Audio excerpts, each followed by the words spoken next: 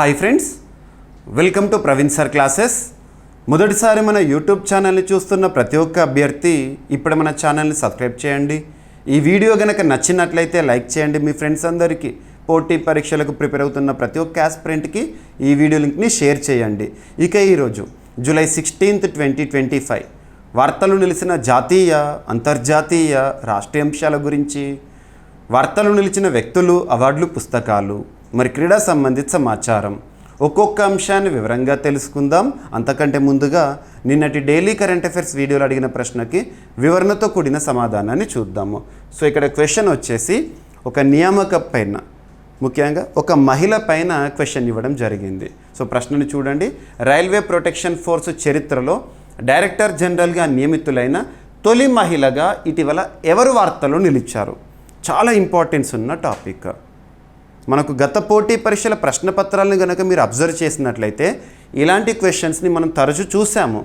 ఉదాహరణకు తీసుకుంటే సిఎస్ఐఆర్ చరిత్రలోనే, council of scientific and industrial research చరిత్రలోనే మొట్టమొదటి మహిళా చీఫ్గా లేదా మహిళా చైర్పర్సన్గా వార్తలు నిలిచిన నల్లతంబి కలైసెల్వి గారిపైన గత పోటీ పరీక్షల్లో క్వశ్చన్ అడిగారు.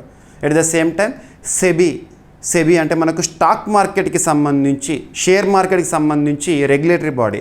సో సెబీ చరిత్రలోనే మొట్టమొదటి మహిళా చీఫ్గా లేదా చైర్పర్సన్గా వార్తలు నిలిచిన మాధవి పూరి బచ్ గారిపైన గత పోటీ పరీక్షల్లో ప్రశ్న అడిగారు. కాబట్టి రానున్న పోటీ పరీక్షల్లో ఈ టాపిక్ నుండి కూడా మనం ఎక్స్పెక్ట్ చేయొచ్చు. అందులోనూ మొట్టమొదటి, తొలి అనే పదాలతో ఇటీవల కాలంలో ఎవరెవరైతే వార్తలు నిలిచారో, ముఖ్యంగా మహిళలు ఎవరెవరైతే వార్తలు నిలిచారో వారి గురించి ప్రత్యేకంగా చూడండి. సో ఇక్కడ క్వశ్చన్ వచ్చేసి, సో రైల్వే రంగానికి సంబంధించి రైల్వే ప్రొటెక్షన్ ఫోర్స్ చరిత్రలోనే మొట్టమొదటి మహిళా డీజీగా లేదా మహిళా డైరెక్టర్ జనరల్గా ఎవరు వార్తల్లోకి వచ్చారో, సో సీనియర్ ఐపీఎస్ అధికారిని, ఇండియన్ పోలీస్ సర్వీసెస్ అధికారిని సోనాలి మిశ్రా గారు వార్తలు నిలిచారు. సో తను సీనియర్ అంటున్నాను కదా, 1993 బ్యాచ్ మధ్యప్రదేశ్ క్యాడర్ ఐపీఎస్ అధికారిని. ఓకేనా? మరి ఎవరి స్థానంలో తను రావడం జరిగింది అంటే మనోజ్ యాదవ్ గారు. సో మనోజ్ యాదవ్ గారి పదవీ విరమణ తర్వాత తను పదవీ బాధ్యతలు స్వీకరిస్తారని చెప్పేసి ఇటీవల అఫీషియల్గా మనం వార్తను చూసాము. కేంద్ర ప్రభుత్వం నియమించడం జరిగింది. ఎనఫ్. సో ప్రశ్నకి డైరెక్ట్ పాయింట్ ఆన్సర్. చాలామంది ఆస్పిరెంట్స్ సమాధానం ఇచ్చారు. మన డైలీ కరెంట్ అఫైర్స్ వీడియోస్ని ప్రతిరోజు కూడా వేలాది మంది అభ్యర్థులు చూస్తున్నారు. నేను మీ నుండి కోరుకునేది ఏంటంటే మీ సపోర్ట్, ఎంకరేజ్మెంట్ని ఈ వీడియోకి లైక్ రూపంలో తెలియజేయండి. ఆస్పిరెంట్స్ అందరికీ, మీకు తెలిసిన ఆస్పిరెంట్స్ ఎవరైతే ఉంటారో మీ ఫ్రెండ్స్ అందరికీ కూడా వీడియో లింక్ని షేర్ చేయండి. అండ్ వీడియో కింద కామెంట్ బాక్స్లో వీడియో పట్ల మీ ఫీడ్బ్యాక్, మీ అభిప్రాయాలను లేదా ఇన్పుట్ని ఇవ్వండి, నేను స్వీకరిస్తాను. అండ్ నేను అడుగుతున్న ప్రశ్న ప్రతిరోజు కూడా కరెంట్ అఫైర్స్ వీడియోలో ఒక ప్రశ్న ఇస్తున్నాను. ఎంతటి ఇంపార్టెన్స్ ఉన్న టాపిక్ అంటే పలానా అంశాల నుండి రానున్న ఏ పోటీ పరీక్ష అయినా, ఏ స్థాయి పోటీ పరీక్ష అయినా తప్పనిసరిగా ప్రశ్న వస్తుంది అని వేటినైతే నేను భావిస్తున్నానో వాటినే ప్రతిరోజు ఒకటి చొప్పున క్వశ్చన్ అడుగుతున్నాను. సో ఈరోజు ప్రశ్న వీడియో చివరిలో ఉంటుంది. ప్రతి ఒక్కరు కూడా సమాధానం ఇచ్చే ప్రయత్నం చేయండి. తప్పైనా పర్లేదు, సగం ఆన్సర్ తెలిసినా పర్లేదు. సో సమాధానాన్ని కామెంట్ బాక్స్లో తెలియజేయండి. నెక్స్ట్ డే ఎలాగో ఎక్స్ప్లెనేషన్ ఇస్తాను కాబట్టి మీకు క్లారిటీ అనేది రావడం జరుగుతుంది. ఓకేనా? ఇక ఈరోజు మన ఫస్ట్ టాపిక్ వచ్చేసేసి కరెంట్ పాలిటీలో భాగంగా మనం ఇటీవల కాలంలో కరెంట్ పాలిటీ పాయింట్ ఆఫ్ వ్యూలో చాలా టాపిక్స్ గురించి వార్తల్లో చూస్తున్నాము. మీకు ప్రతి టాపిక్ని కూడా ఇన్ డీటెయిల్గా ఎక్స్ప్లెయిన్ చేస్తున్నాను. ఇటీవల లోక్పాల్కి సంబంధించి దాదాపు 2025 ఇయర్లోనే లోక్పాల్ అనేది 5 సార్లు వార్తల్లోకి వచ్చింది. అండ్ రీసెంట్గా ఎస్టిమేట్స్ కమిటీ వార్తల్లోకి వచ్చింది. సో ఇటువంటి టాపిక్స్ నిన్నటి క్లాస్లో చూడండి. మనం నిన్నటి క్లాస్లో అబ్జర్వ్ చేస్తే గవర్నర్ నియామకం అనే అంశము, లెఫ్టినెంట్ గవర్నర్ నియామకం అనే అంశము, అండ్ హైకోర్టు ప్రధాన న్యాయమూర్తి నియామకం అనే అంశం కానివ్వండి. అండ్ మొన్నటి క్లాస్లో చూడండి రాజ్యసభ సభ్యుల నామినేట్ అనే ఒక అంశాన్ని చూసాము. సో ఇవన్నీ కూడా మీకు కంప్లీట్ కాన్సెప్ట్ని ఎక్స్ప్లెయిన్ చేస్తూ టాపిక్ని మీకు ఇక్కడ ఇస్తున్నాను. సో కరెంట్ అఫైర్స్ అంటే ఏదో వార్తాపత్రికల్లో కనిపించే న్యూస్ కాదు. మనకు పోటీ పరీక్షల కోణంలో ఆ న్యూస్ని కరెంట్ అఫైర్స్గా కన్వర్ట్ చేసుకోవాలి, దాని కన్సర్న్ సబ్జెక్ట్తో లింక్ చేసుకోవాలి, దానికి స్టాటిక్ పాయింట్స్ని అడిషన్ చేసుకోవాలి. అలా చదివితే కరెంట్ అఫైర్స్ కోణంలో 100% సాధించడంతో పాటు జనరల్ స్టడీస్లో కూడా మీరు మ్యాక్సిమం స్కోర్ చేయగలుగుతారు. నేను ఎలా అయితే ఇక్కడ మీకు క్లాసెస్ ఎక్స్ప్లెయిన్ చేస్తున్నానో అదే విధంగా ప్రతి టాపిక్ని చదవండి. ఇక మీకు కరెంట్ అఫైర్స్ విత్ జిఎస్ రెండు కూడా ఏకకాలంలో కంప్లీట్ అయిపోతాయి. ఓకేనా? సో ఇక్కడ అబ్జర్వ్ చేస్తే కరెంట్ పాలిటిక్స్ సంబంధించి అంటున్నాను. సో ఇక్కడ ఏంటంటే సుప్రీంకోర్టు చెప్తోంది ఆన్లైన్లో స్వేచ్ఛ ప్రసంగ హక్కు దుర్వినియోగంపై సుప్రీంకోర్టు ఆందోళన చెందుతోంది. ముఖ్యంగా ఆన్లైన్ సోషల్ మీడియా అనేది పెరుగుతోంది. సోషల్ మీడియా ప్రభావం యువత పైన చాలా కనిపిస్తుంది. ప్రతి వర్గం పైన సోషల్ మీడియా ఇంపాక్ట్ ఎలా చూపిస్తుందో మనం అబ్జర్వ్ చేస్తున్నాము. మరి ఇటువంటి సోషల్ మీడియాల ద్వారా భావ ప్రకటన స్వేచ్ఛ ఏదైతే ఉంటుందో అది దుర్వినియోగం జరుగుతోంది. విచ్చలవిడిగా ఎలా పడితే అలా హక్కుని వాడుకుంటున్నారు, రైట్స్ని వాడుకుంటున్నారు అని చెప్పేసి సుప్రీంకోర్టు ఆందోళన వ్యక్తం చేయడమే కాకుండా కేంద్ర ప్రభుత్వానికి కొన్ని దిశానిర్దేశాలు చేసింది. దీన్ని రెగ్యులేట్ చేయడానికి ఏమైనా మార్గదర్శకాలను కానివ్వండి లేదా రూల్స్ని కానివ్వండి ఫ్రేమ్ చేయండి అని చెప్పేసి అటార్నీ జనరల్ గారితో నిన్నటి రోజున చెప్పిన మాటలు. సో ఇక్కడ కాన్సెప్ట్లోకి వెళ్దాము. దేశంలోనే అత్యున్నత చట్టం మన రాజ్యాంగం. దేశంలోనే అత్యున్నత చట్టం మన రాజ్యాంగం. రాజ్యాంగంలోని 3వ భాగం, 3rd part of Indian constitution A article నుండి ఆర్టికల్ వరకు ఉంటుంది? ఆర్టికల్ 12 నుండి 35 వరకు. ఏం తెలుపుతుంది?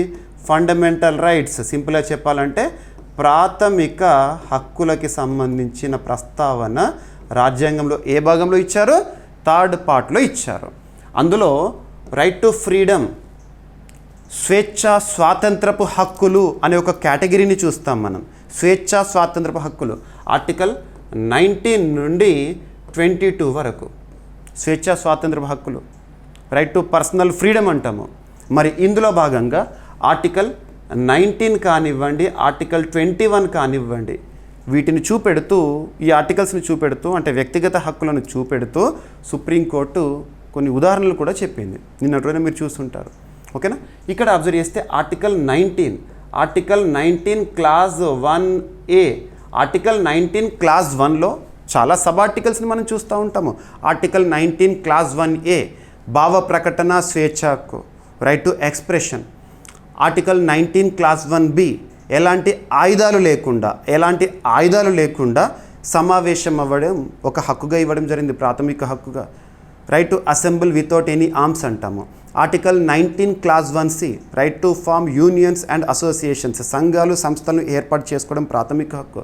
ఆర్టికల్ 19 క్లాజ్ 1D స్వేచ్ఛా విహార హక్కు, right to movement is fundamental right according to article 19 clause 1D. Article 19 clause 1E నివాస హక్కు, సో రైట్ టు రెసిడెన్స్ అంటాము.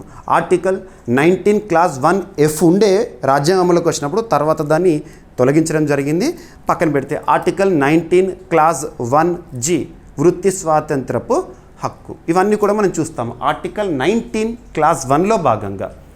ఇక్కడ అబ్జర్వ్ చేస్తే ఆర్టికల్ 19 క్లాజ్ 1A మాత్రం ఎక్కువగా వివాదాస్పదం అవుతూ వార్తల్లోకి వస్తుంది, ఎక్కువగా వివాదాస్పదం అవుతూ. ఎందుకంటే ఉదాహరణ చెప్తున్నాను, నేను ఈరోజు మీ అందరికీ క్లాస్ చెప్తున్నాను, ఆన్లైన్ వేదికగా మీకు క్లాస్ అందిస్తున్నాను. ప్రతిరోజు సాయంత్రం 7 గంటలకు నా క్లాస్ వచ్చేస్తుంది, మీరు చూస్తున్నారు. సో ఒక ఉపాధ్యాయుడు ఒక పాఠం చెప్తున్నాడు అంటే తనకు సంబంధించి ఏ హక్కును మీరు వర్తింపజేయొచ్చు అంటే ఆర్టికల్ 19 క్లాజ్ 1A భావ ప్రకటన స్వేచ్ఛ హక్కు. నాలో ఉన్న సబ్జెక్ట్ని మీకు మాటల రూపంలో అందిస్తున్నాను, ఒక మంచి ప్రయోజనం కోసం అందిస్తున్నాను. Purpose is good. కానీ చాలామంది వ్యక్తులు ఏం చేస్తున్నారట అంటే ఈ ప్రాథమిక హక్కును వినియోగించుకొని, సింపుల్గా చెప్పాలంటే దుర్వినియోగించుకొని ఎదుటి వారికి నష్టం కలిగేలా ప్రవర్తిస్తున్నారు. అందులోనూ ముఖ్యంగా సోషల్ మీడియాలో. మీరు ఇప్పుడు సోషల్ మీడియాలో చూస్తూ ఉంటారు, చాలా ట్రోలింగ్స్ జరుగుతూ ఉంటాయి. ఏదో పొరపాటున ఒక మాట మాట్లాడిన ప్రముఖుడిని టార్గెట్ చేస్తూ ట్రోలింగ్ చేయడం గురించి మనం వింటూ ఉంటాము. సో ఇలా భావ ప్రకటన స్వేచ్ఛ హక్కుని దుర్వినియోగం చేసుకుంటున్నారు చాలామంది అని సుప్రీంకోర్టు ఆందోళన వ్యక్తం చేసింది. ఇంకొకటి కూడా చెప్పింది, ఒకరి భావ ప్రకటన స్వేచ్ఛ హక్కు మరొకరి హక్కుని ఎట్టి పరిస్థితుల్లో కూడా ప్రభావానికి గురి చేయకూడదు. మనకు హక్కు ఉంది, మన హక్కు వేరే వారిపైన నెగిటివ్గా ఇంపాక్ట్ చూపించకూడదని చెప్పేసి కూడా చెప్పడం జరిగింది. And at the same time supreme court ఈ ఆర్టికల్ సంబంధించి సహేతుక ఆంక్షల గురించి మాట్లాడడం జరిగింది. సో ఇదంతా కూడా మనం ఆర్టికల్ 19 క్లాజ్ 1A. సో మీకు పాలిటీ సబ్జెక్ట్లో భాగంగా మన యాప్లో మీకు ఇండియన్ పాలిటీ క్లాసెస్ కంప్లీట్గా ఇచ్చాను, కాన్సెప్ట్ ఇచ్చాను, కరెంట్ పాలిటీ కూడా ఇస్తూనే ఉన్నాను. 2025 డిసెంబర్ వరకు అందిస్తూనే ఉంటాను. సో మీరు GVK study circle app install చేసుకోండి. అందులో ఇండియన్ పాలిటీ క్లాసెస్ కంప్లీట్గా చెప్పాను. అందులో ప్రాథమిక హక్కుల గురించి దాదాపు 25 గంటలకు పైగా క్లాసులు ఇచ్చాను. ఓకేనా, ఇక్కడ మనకు లింక్ చేస్తున్నాను, మీకు అర్థమై ఉంటుంది. ఆర్టికల్ 19 క్లాస్ 1A ఏంటి అని చెప్పేసి. సో భారతదేశంలోని ఏ పౌరుడైనా తనకు నచ్చిన భావాలను నచ్చిన విధంగా వ్యక్తపరచుకోవచ్చు. మరి దీనిపైన ఆంక్షలు ఏం లేవా అంటే రాజ్యాంగంలోనే ఆర్టికల్ 19 క్లాస్ 2లో రెస్ట్రిక్షన్స్ కూడా ఉన్నాయి. మరి మనం హక్కును వినియోగించుకునేటప్పుడు ఎటువంటి అంశాలను మైండ్లో పెట్టుకోవాలంటే ఎట్టి పరిస్థితుల్లో ఎదుటి వారికి పరువు నష్టం కలిగేలా మన హక్కు ఉండకూడదు. అండ్ దేశ సమగ్రతని సౌభ్రాతృత్వాన్ని కానివ్వండి ఎట్టి పరిస్థితుల్లో దెబ్బతీయకుండా మన హక్కు అనేది వినియోగించుకోవాలి. ఇటువంటి ఆంక్షలన్నీ కూడా ఆర్టికల్ 19 క్లాస్ 2లో ఇచ్చారు. సో ఇక్కడ చూస్తే మరి ప్రస్తుతం మనకు భారతదేశంలో అబ్జర్వ్ చేస్తే హక్కుల విషయంలో కొన్ని మార్గదర్శకాలు రిలీజ్ చేయడం చెప్పేసి సుప్రీంకోర్టు కేంద్ర ప్రభుత్వాన్ని కోరింది. సో ఆన్లైన్లో స్వేచ్ఛా ప్రసంగ హక్కు దుర్వినియోగంపై సుప్రీంకోర్టు ఆందోళన వ్యక్తం చేసింది. సోషల్ మీడియా వేదికలలో అభ్యంతరకరమైన కంటెంట్పై విచారణ సందర్భంగా సుప్రీంకోర్టు ఆన్లైన్లో స్వేచ్ఛా ప్రసంగ హక్కు దుర్వినియోగంపై ఆందోళన వ్యక్తం చేసింది. పౌరులు స్వీయ నియంత్రణ పాటించాలని సూచిస్తూ స్వీయ నియంత్రణలో ఉండాలి. మన హక్కును వినియోగించుకునేటప్పుడు ఎదుటివారి హక్కును కాలరాసే విధంగా అది ఉండకూడదని చెప్పారు. ఓకేనా, ప్రభుత్వం కేంద్ర ప్రభుత్వము అనివార్యమయ్యే అవకాశం ఉందని హెచ్చరించడం జరిగింది. ఓకేనా, ఇక్కడ స్వేచ్ఛా ప్రసంగ హక్కు లేదా భావ వ్యక్తీకరణ హక్కు అంటే ఏంటంటే ఎటువంటి సెన్సార్ లేదా నిరోధం లేకుండా అభిప్రాయాలను వ్యక్తం చేసే హక్కు. ఓకేనా, మనకు హక్కులపైన కొన్ని రెస్ట్రిక్షన్స్ కూడా ఉంటాయి. ఓకేనా, అండ్ ఇక్కడ అబ్జర్వ్ చేస్తే గతంలో ఆర్టికల్ 19 క్లాస్ 1Aకి అవరోధంగా ఉండే ఒక చట్టము ఐటీ యాక్ట్ 2000లోని సెక్షన్ 66Aని తొలగించడం జరిగింది. అంటే ప్రాథమిక హక్కులే అత్యున్నత మన దేశంలో అని చెప్పేసి సుప్రీంకోర్టు చెప్పింది. ఏ కేసులో అంటే శ్రేయా సింఘాల్ కేసులో. ఓకేనా, సో మౌఖికం, రచన, కళాత్మకం, సంకేతాత్మకం, డిజిటల్ రూపాల్లో భావ వ్యక్తీకరణ ఉండొచ్చు అని చెప్పింది. సో భారత రాజ్యాంగంలో స్వేచ్ఛా ప్రసంగ హక్కు ఎక్కడుంది? ఆర్టికల్ 19 క్లాస్ 1Aలో. ఇక Romesh Thapar versus state of Madras 1950 కేసులో సుప్రీంకోర్టు స్వేచ్ఛా ప్రసంగానికి ప్రాధాన్యం ఇచ్చింది. భావ వ్యక్తీకరణ హక్కు అనేది అంతిమం అని చెప్పేసేసి శ్రేయా సింఘాల్ కేసులో కూడా అలాగే చెప్పడం జరిగింది. ఓకేనా, మరి ప్రస్తుతం మనకు అటార్నీ జనరల్గా ఎవరు విధులు నిర్వర్తిస్తున్నారు? ఆర్ వెంకట్రమణి గారు, గుర్తుపెట్టుకోండి. ఓకేనా, ఆర్టికల్ 19 క్లాస్ 2 రాజ్యాంగంలో ఏం చెప్తుందంటే స్వేచ్ఛా ప్రసంగంపై హేతుబద్ధ పరిమితుల గురించి తెలియజేస్తుంది. స్వేచ్ఛా ప్రసంగానికి కింది సందర్భాల్లో పరిమితులు విధించవచ్చంట. సో దేశ సార్వభౌమాధికారము, సమగ్రత, భద్రత దృష్టిలో పెట్టుకొని స్వేచ్ఛా హక్కులపైన రెస్ట్రిక్షన్స్ విధించవచ్చు. ఇక ప్రజా క్రమశిక్షణ, పబ్లిక్ ఆర్డర్ విషయంలో అండ్ మర్యాద, నైతిక విలువ విషయంలో పరువు నష్టం, కోర్టు ధిక్కరణ. మన భావ వ్యక్తీకరణ హక్కు ఉంది అని చెప్పేసి ఎదుటివాన్ని ఇష్టం వచ్చినట్టు నోటికి వచ్చినట్టు మాట్లాడామనుకోండి, వాడు పరువు నష్టం దావా వేస్తాడు, మన పైన డిఫమేషన్ కూడా వేసేయచ్చు. ఓకేనా, ఐపీసీ సెక్షన్ 499, 500 ఇటువంటి సెక్షన్స్ కూడా కేసుల రూపంలో మనం చూస్తూ ఉంటాము. సో ప్రధాన తీర్పు Shreya Singhal versus union of India 2015 case, గుర్తుపెట్టుకోండి. సమాచార సాంకేతిక చట్టంలోని సెక్షన్ 66Aని రాజ్యాంగ విరుద్ధం అంటూ ప్రకటించిన కేసు. ఓకేనా, సో మరి సోషల్ మీడియా ప్రస్తుతం ఎంత ప్రభావం చూపిస్తుంది? భారతదేశంలో ప్రస్తుతం 80 కోట్లకు పైగా ఇంటర్నెట్ యూజర్లు ఉన్నారు. ఓకేనా, రైట్. సో పరిణామాలు: తప్పుడు సమాచార వ్యాప్తి, ద్వేషపూరిత ప్రసంగాలు, పరువు నష్టం, సైబర్ వేధింపులు అనేవి ఒక వ్యక్తి ప్రాథమిక హక్కు, స్వాతంత్రపు హక్కు, అందులో భావ ప్రకటన స్వేచ్ఛ హక్కును దుర్వినియోగం చేసుకుంటే ఎటువంటి పరిణామాలు ఉంటాయంటే ఇవన్నీ కూడా ఫేక్ న్యూస్ సర్క్యులేట్ అవ్వడం, ఇటువంటి చూస్తున్నాం కదా, అవన్నీ ఉంటున్నాయని చెప్పేసి ఏది వాస్తవము ఏది అవాస్తవము కూడా తెలుసుకోలేకపోతున్నాం. ప్రస్తుతం ఆర్టిఫిషియల్ ఇంటెలిజెన్స్ వచ్చింది, ప్రస్తుతం ప్రపంచాన్ని నడిపిస్తోంది. మరి ఈ ఏ యుగంలో ఇష్టం వచ్చినట్టు సోషల్ మీడియాలో వాళ్ళకు నచ్చిన కంటెంట్ని క్రియేట్ చేసేసేసి ఫొటోస్ మార్ఫింగ్ చేసేసి రిలీజ్ చేస్తున్నారు. వీటన్నిటిని అడ్డుకట్ట వేయడం అనేది ఇప్పుడు ఆవశ్యకతంగా ఉందంట. ఓకేనా, సో దీంతోపాటు ఇంకోటి కూడా చెప్పారు. నేను సుప్రీంకోర్టు ఏం చెప్పారంటే సింపుల్గా ఒక జైల్లో ఉండే ఖైదీ ఎవరైతే ఉంటారో తను ఖరీదైన ఆహారాన్ని కోరుకున్నాడు అనుకోండి, దాన్ని నిరాకరించడం అనేది ప్రాథమిక హక్కుని ఉల్లంఘించడం కాదు అని చెప్పేసి సుప్రీంకోర్టు తీర్పిచ్చింది. ఒక దివ్యాంగురాలి విషయంలో అది దివ్యాంగులకు కూడా వర్తిస్తుంది. కాబట్టి మనం ఇంట్లో ఉన్నామనుకోండి, రైట్ టు లైఫ్ మన ప్రాథమిక హక్కు, మనం నచ్చినట్టుగా మన జీవితాన్ని కొనసాగించవచ్చు, నచ్చిన ఆహారాన్ని తినొచ్చు, నచ్చిన దగ్గర ఉండొచ్చు. కానీ జైల్లో ఉండే ఖైదీలకు ఇటువంటివి వర్తించవు అనే సందర్భంలో చెప్పారు. ఓకేనా, లింక్ చేసుకోండి సరిపోతుంది. సో చాలా పెద్ద కాన్సెప్ట్. ఆర్టికల్ 19 క్లాస్ 1A అనేది గంటల తరబడి డిస్కస్ చేయాల్సిన కాన్సెప్ట్. వార్తలో సుప్రీంకోర్టు దీని గురించి ప్రస్తావించింది కాబట్టి మనము ఈ టైం ఫ్రేమ్లో మీకు ఎక్స్ప్లెయిన్ చేయడం జరిగింది. మీరు ఒకసారి మన ఇండియన్ పాలిటీ క్లాస్ చూడండి, మీకు కంప్లీట్గా డెప్త్ ఇన్ఫర్మేషన్ అనేది మీకు తెలుస్తుంది. ఇక నెక్స్ట్ వచ్చేసి సో కరెంట్ పాలిటీలో భాగంగా ఇంకొక టాపిక్, లోక్సభలో డిజిటల్ అటెండెన్స్ విధానము. లోక్సభ మనం ఇప్పుడు చూస్తాము ఈ జూలై మంత్. సో జూలై 21 నుండి పార్లమెంటు సమావేశాలు ప్రారంభం కాబోతున్నాయి. పార్లమెంటు సమావేశాలు. సో దేశంలోనే అత్యున్నత చట్టమైన రాజ్యాంగంలో ఐదవ భాగం ఏ ఆర్టికల్ నుండి ఉంటుంది? ఆర్టికల్ 52 నుండి 151 వరకు తెలియజేస్తుంది. దేని గురించి తెలుపుతుంది అంటే కేంద్ర ప్రభుత్వం గురించి తెలుపుతుంది. కేంద్ర ప్రభుత్వం, అందులో అధికారాల విభజన అనేది మనం చూస్తూ ఉంటాం. ఎట్లా అంటే ఆర్టికల్ 52 నుండి ఆర్టికల్ 78 వరకు ఎగ్జిక్యూటివ్ గురించి నేర్చుకుంటాం మనం. ఎగ్జిక్యూటివ్ కార్యనిర్వాహక శాఖ. ఆర్టికల్ 79 నుండి 123 వరకు లెజిస్లేచర్ గురించి తెలుసుకుంటాము, శాసనశాఖ. నెక్స్ట్ ఆర్టికల్ 124 నుండి ఆర్టికల్ 147 వరకు జ్యుడిషియరీ గురించి మనం నేర్చుకుంటాము, శాసనశాఖ తర్వాత న్యాయశాఖ. జ్యుడిషియరీ అంటే న్యాయశాఖ, అంటే సుప్రీంకోర్టు, ఇవన్నీ కూడా వస్తాయి. ఓకే, దీన్ని అధికార పృథక్కరణ సిద్ధాంతం అంటాం, doctrine of separation of power. So ఇక్కడ ఆర్టికల్ 79 నుండి 123 మనకు చట్టసభ గురించి తెలుపుతుంది, పార్లమెంటు గురించి తెలుపుతుంది. ఆర్టికల్ 79 ఆధారంగా పార్లమెంట్ అనేది బైక్యామరలిజం, 2 సభలు ఉంటాయి. ఆ 2 సభలు ఏంటంటే లోక్సభ, రాజ్యసభ మరియు రాష్ట్రపతి కలిపితేనే పార్లమెంట్. మరి అటువంటి పార్లమెంట్ అనేది ప్రతి సంవత్సరం కూడా ఒక క్యాలెండర్ ఇయర్లో ప్రస్తుతం 3 సార్లు సమావేశం అవ్వడాన్ని మనం చూస్తున్నాం.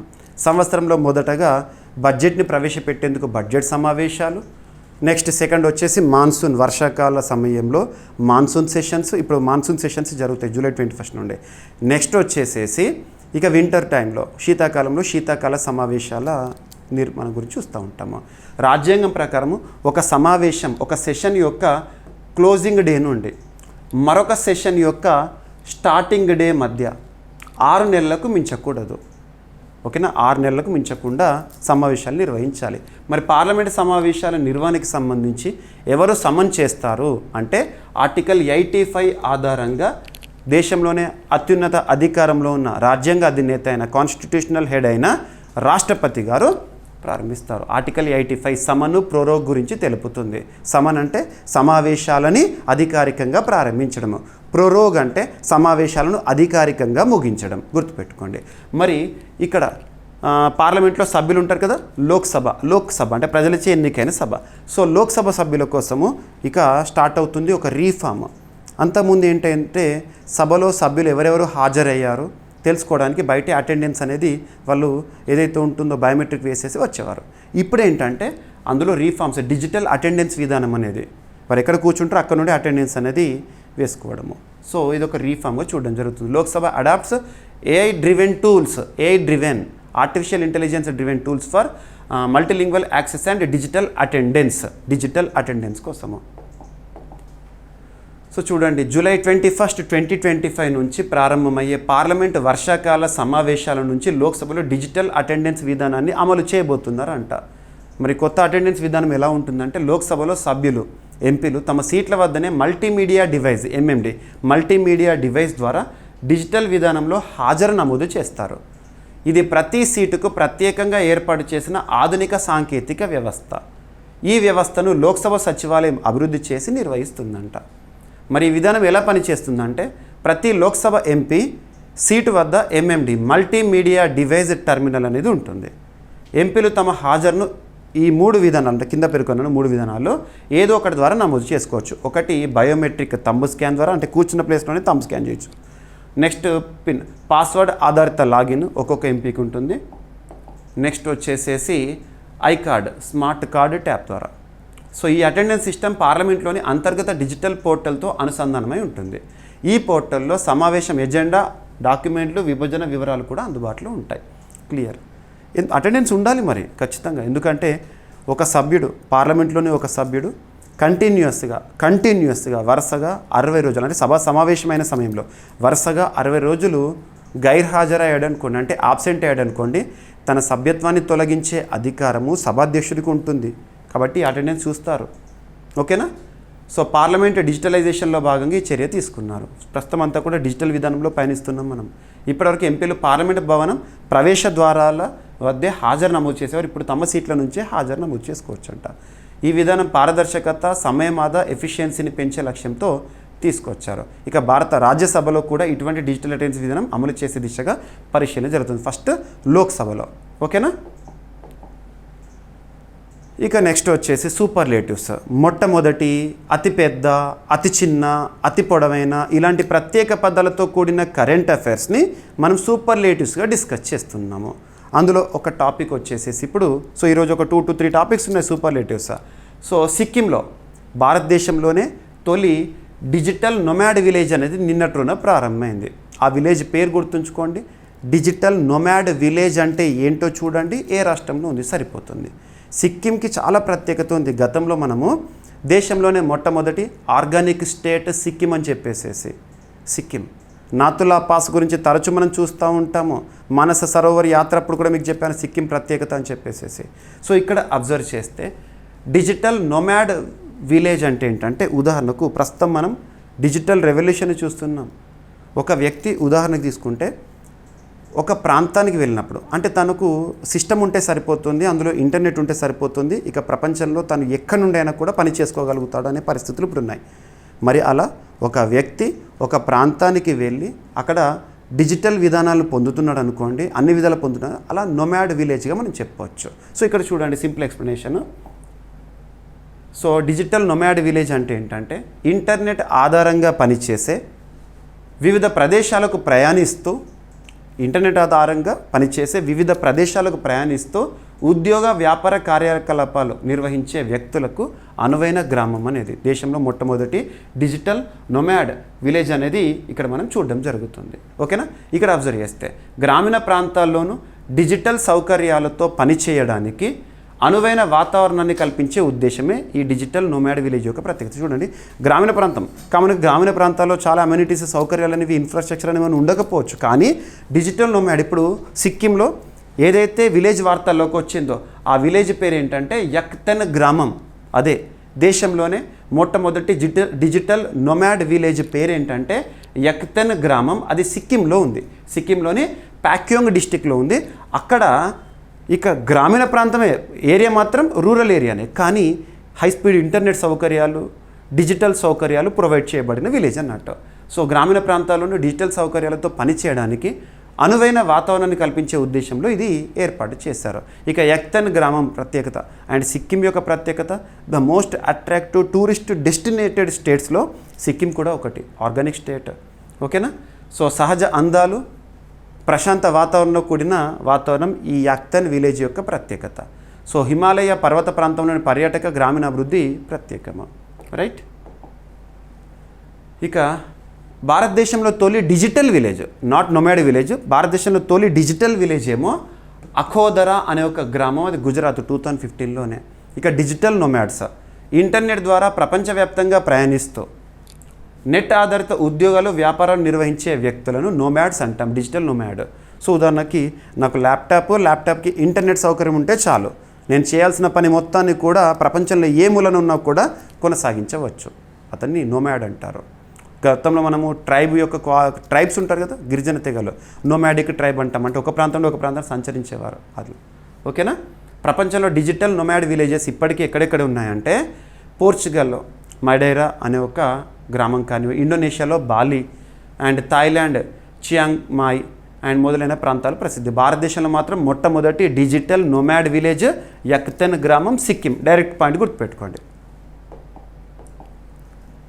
ఇక ఇంకొక సూపర్లేటివ్, ఈశాన్య రాష్ట్రము, మరొక ఈశాన్య రాష్ట్రం అస్సాం రాష్ట్రం వార్తల్లోకి వచ్చింది. అస్సాం చాలా ప్రత్యేకము. మన కల్చర్, వాస్తవానికి అస్సాం రాష్ట్ర కల్చర్ అద్భుతంగా ఉంటుంది. అస్సాం రాష్ట్ర ప్రజలు వారి సంస్కృతిని కాపాడుకోవడానికి ఎంతైనా ప్రయత్నిస్తారు.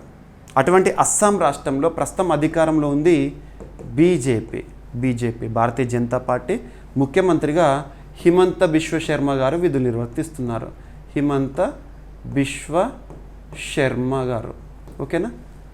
సో తను నిన్నటి రోజున భారతదేశంలోనే మొట్టమొదటి సూపర్లేటివ్ భారతదేశంలో మొట్టమొదటి ఆక్వాటెక్ పార్క్ని ప్రారంభించారు. ఆక్వాటెక్ పార్క్, ఆక్వా అంటే అర్థం ఏంటి? సో నీటి సంబంధిత లేదా ఫిష్ అక్వేరియం అలా అంటాం కదా. సో నీటికి సంబంధించి ఆక్వాటెక్ పార్క్ ముఖ్యంగా రాష్ట్రంలో ఫిషరీ సెక్టార్ని, మత్స్యరంగాన్ని మరింత అభివృద్ధి చేయడంలో భాగంగా ఈ కీలకమైన స్టెప్. అండ్ ఇక్కడ చూడండి, ఇక్కడ అస్సాం రాష్ట్ర ముఖ్యమంత్రి ధరించిన ఈ క్యాప్ ఉంది కదా, దాన్ని గ్జాపీ అంటాము. గ్జాపీ అస్సాం రాష్ట్రంలో జిఏ ట్యాగ్ ఉన్న ఒక అంశము.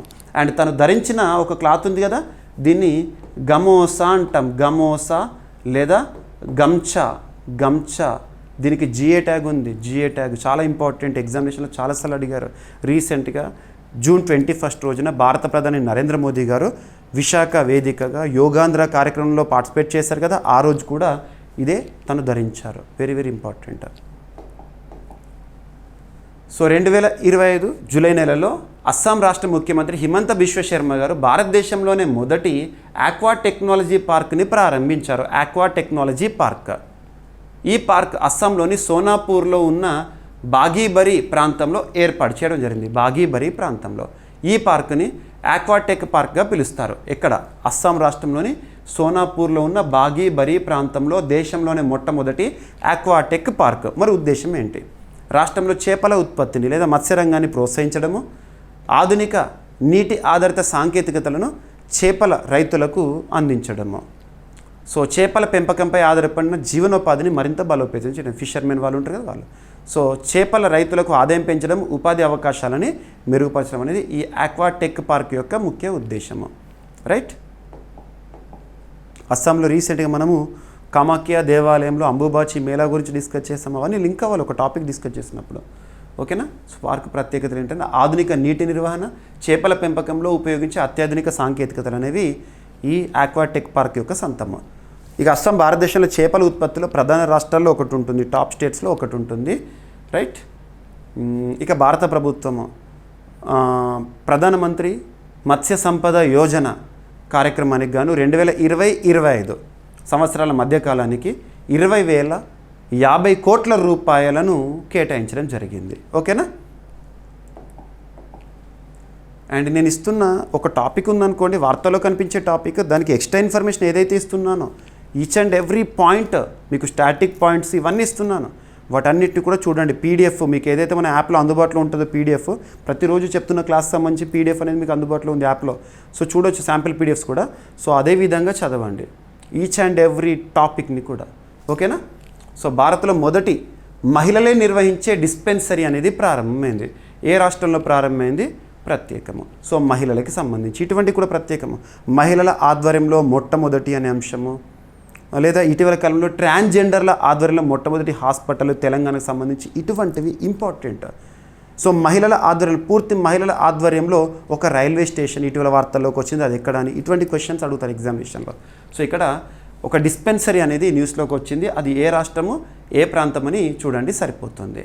సో ఇక్కడ ఛత్తీస్గఢ్ రాష్ట్రంలోని బిలాస్పూర్లో ఈ కేంద్రాన్ని ఏర్పాటు చేశారు. సో 2025 జూలైలో కోల్ ఇండియా లిమిటెడ్, సో కోల్కి సంబంధించి కోల్ ఇండియా లిమిటెడ్ అనుబంధ సంస్థ south eastern coal fields limited ద్వారా భారతదేశంలోని మొట్టమొదటిసారిగా మహిళలే పూర్తిగా నిర్వహించే డిస్పెన్సరీని ప్రారంభించారు. డిస్పెన్సరీ. సో ఈ డిస్పెన్సరీకి వసంత విహార్ డిస్పెన్సరీగా పేరు పెట్టారు. ఇటీవల ఛత్తీస్గఢ్లోని బిలాస్పూర్లో SCCL వారి ఆధ్వర్యంలో ఏర్పాటైన ఒక డిస్పెన్సరీ, మహిళల ఆధ్వర్యంలో నడిచే డిస్పెన్సరీకి ఏ పేరు పెట్టారో సరిపోతుంది. ఈ డిస్పెన్సరీని SCCL చైర్మన్, మేనేజింగ్ డైరెక్టర్ గారు లాంచ్ చేయడం జరిగింది. ఈ డిస్పెన్సరీ యొక్క ప్రత్యేకత వైద్య సేవల నిర్వహణలో మహిళా సిబ్బంది మాత్రమే పనిచేస్తారు. సో డిస్పెన్సరీ కంప్లీట్గా ఇందులో మహిళలే పనిచేస్తారు. సో మహిళల సాధికారతకు వారికి మరింత అవకాశాలు కల్పించడానికి ఈ డిస్పెన్సరీ ఒక నిదర్శనంగా చెప్పచ్చు. So extra information, coal India limited కేంద్ర ప్రభుత్వ రంగ సంస్థ 1975లో ఏర్పాటైంది. కోల్కతా కేంద్రం పనిచేస్తుంది. ప్రపంచంలోనే అతిపెద్ద బొగ్గు ఉత్పత్తి సంస్థ. రైట్?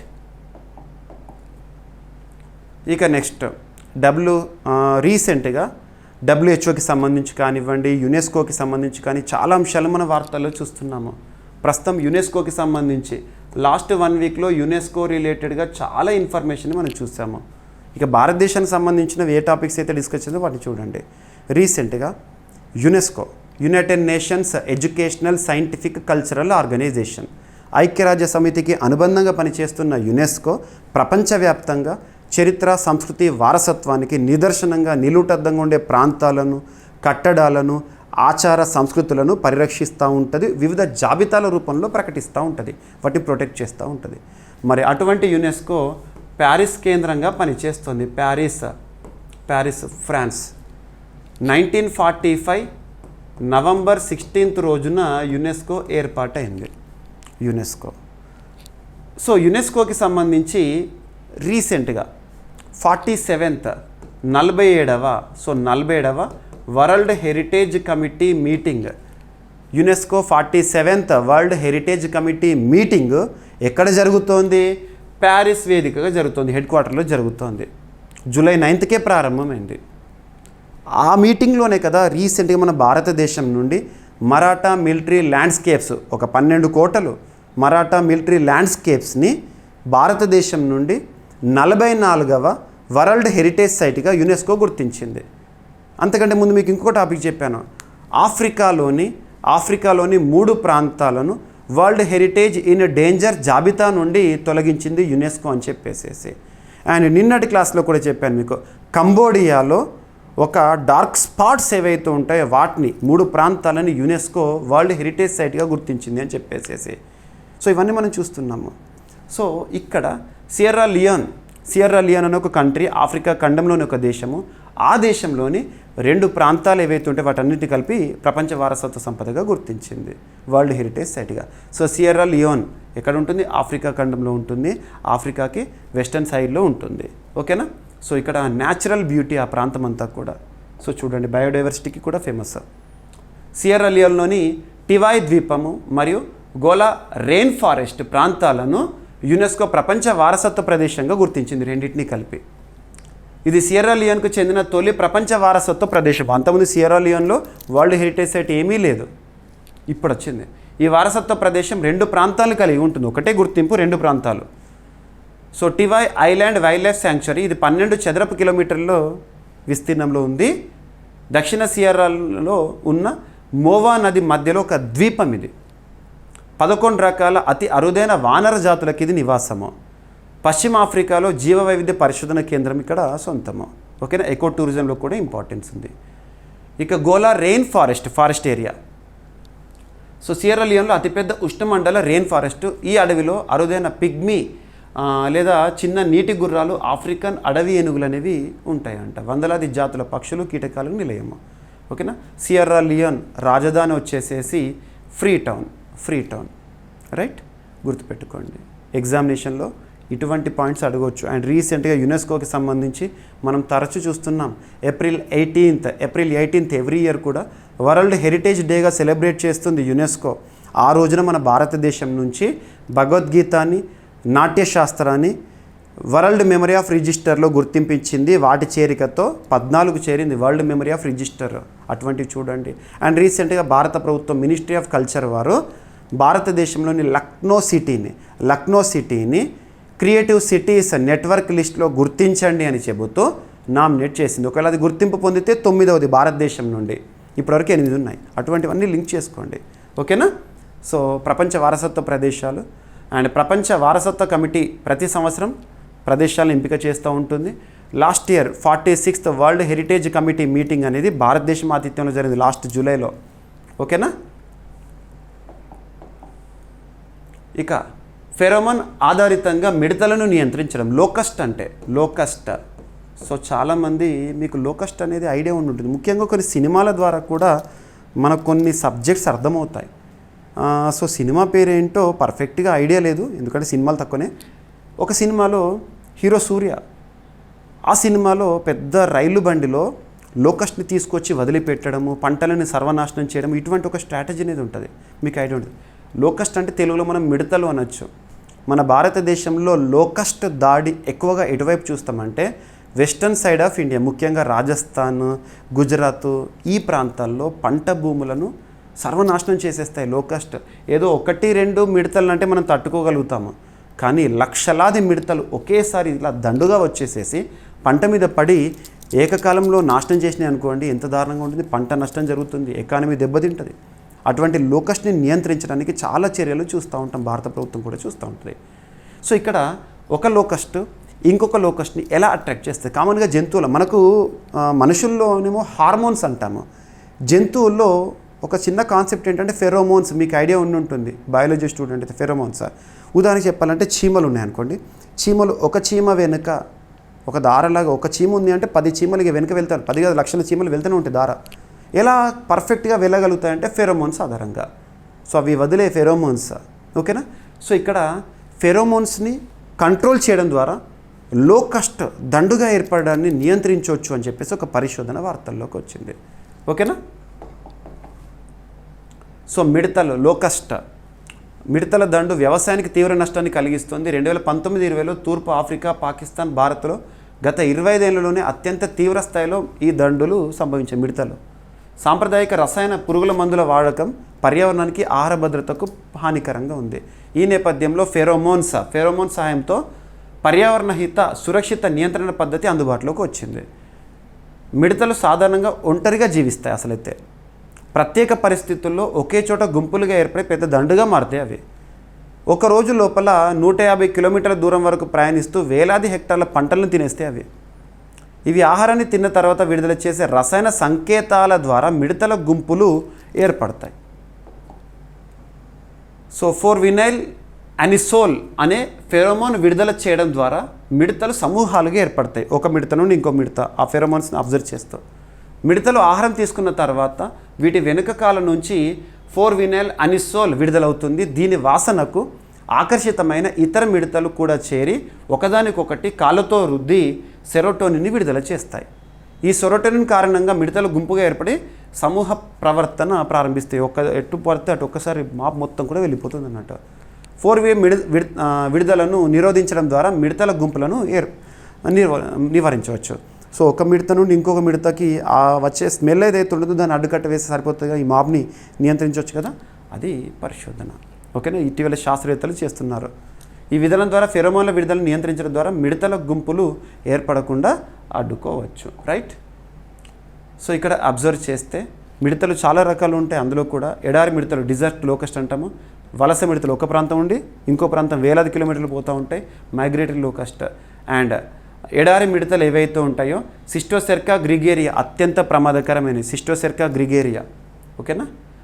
మిడతల దండుల సంచారాన్ని గుర్తించేందుకు అధునాతన టెక్నాలజీ డ్రోన్లు, ఉపగ్రహ చిత్రాలు. మరి భారతదేశాన్ని కనుక అబ్జర్వ్ చేసినాక భారతదేశంలో మిడతల నియంత్రణకు నోడల్ ఏజెన్సీ ఏదంటే లోకస్ట్ వార్నింగ్ ఆర్గనైజేషన్ రాజస్థాన్లో ఉంది.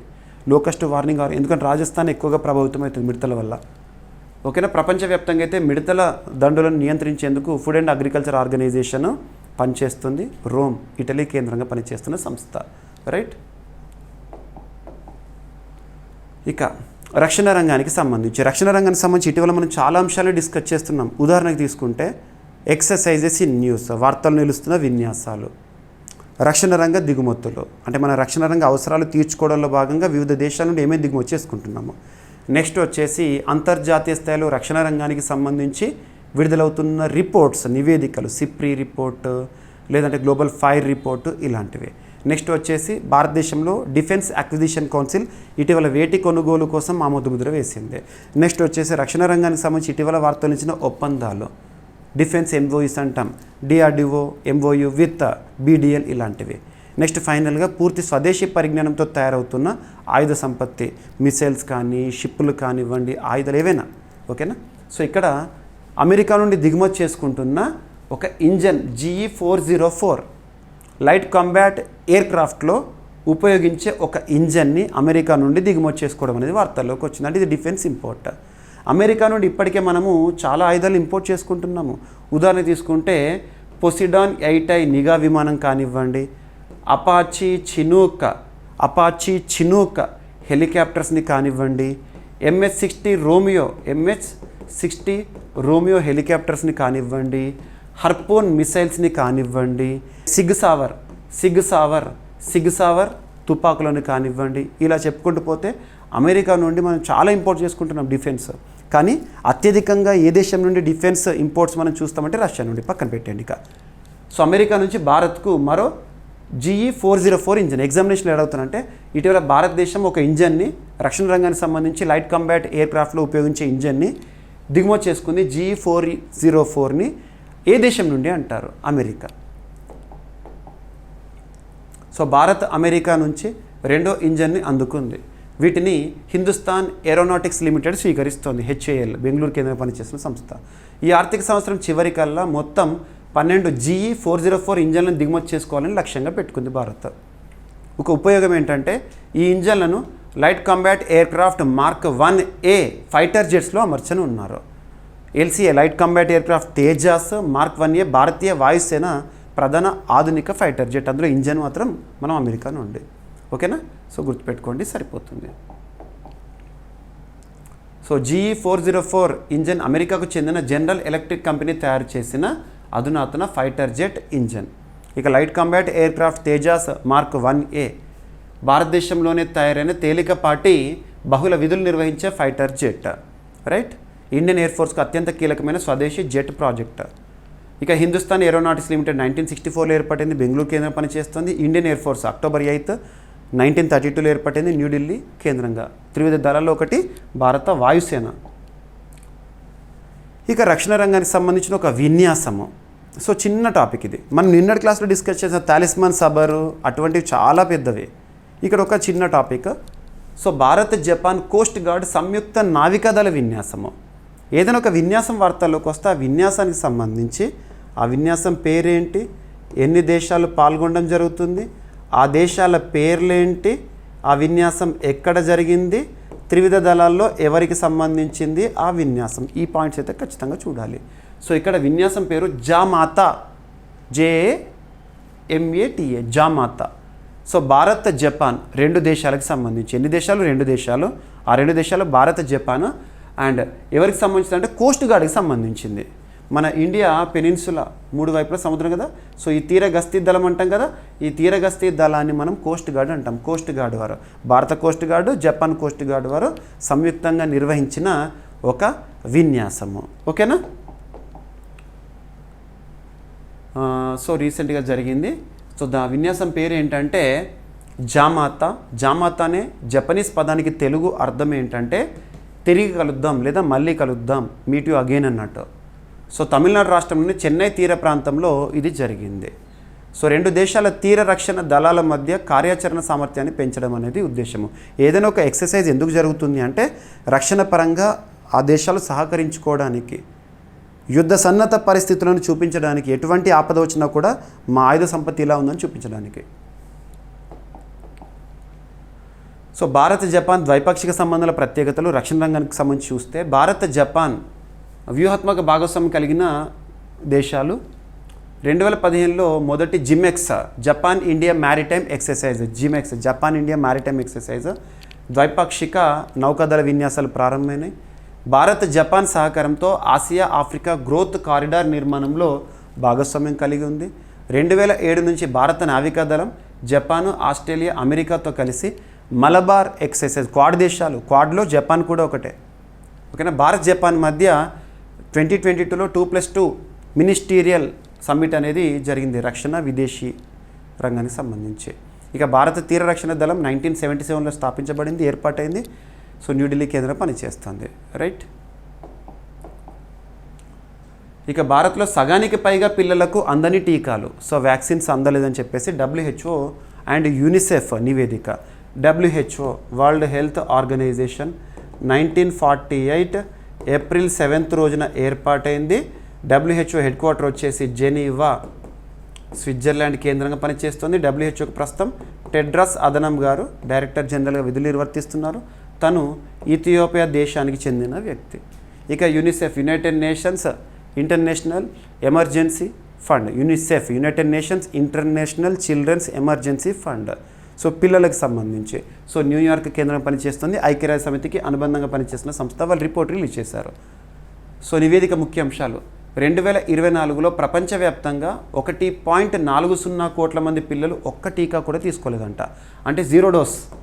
సో జీరో డోస్ అంటే ఏంటంటే ఒక్క టీకా కూడా పొందని పిల్లల్ని జీరో డోస్ అంటాము. భారతదేశంలో జీరో డోస్ పిల్లలు ఎవరైతే ఉంటారో వాళ్ళ సంఖ్య తగ్గుతుంది. అంటే మన భారత ప్రభుత్వం టీకాలను సర్క్యులేట్ చేయడంలో మంచి పురోగతి సాధిస్తుంది అన్నట్టు. అయినా కూడా ఈ నివేదికలో కొన్ని పాయింట్స్ చూపించారు.